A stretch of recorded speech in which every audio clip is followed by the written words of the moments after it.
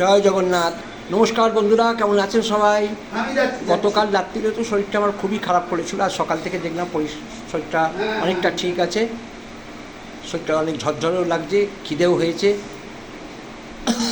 ভগবানের আশীর্বাদে, আপনাদের ভালোবাসায় সব ঠিক আছে। আজকে এলাম আমার প্রতিবেশী বললে ভুল হবে, আমার দাদা বিজয় নন্দীর বাড়ি। ওই যে তারকেশ্বরে যে জলযাত্রীরা যায় না, ওরা আজকে ওখানে জলছত্র করবে। সেই রাত্রি 3টে থেকে উঠে ওরা পায়েস রান্না করছে, বাপ বেটা মিলে। এই দেখুন, সব পায়েস রান্না করে রেখেছে। এই পায়েস রান্না বৈদ্যবাটি চৌমাথায় যাবে, দিল্লিরও চৌমাথায়। যে সমস্ত তারকেশ্বর যাত্রীরা জলছত্র করতে যাবে, জলযাত্রী আছে, তাদের জন্য এই পরমান্ন এই রান্না করে রাখা আছে। এই টোটো করে নিয়ে যাবে, নিয়ে গিয়ে ওখানে মঞ্চ করা আছে, ওখান থেকে এই সমস্ত 3টে থেকে উঠে রান্না করে, এই দেখুন সব বড় বড় রামবালায় পায়েস রান্না করে রেখেছে।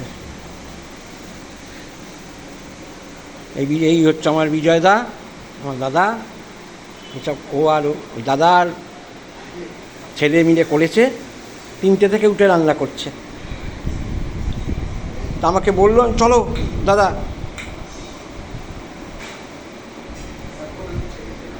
এই যে দিদি, একবার আসুন, আপনিও তো হাত লাগিয়েছেন। এ বললো হয়, হ্যাঁ দিদি রান্না করছে, লজ্জায় আসবে না।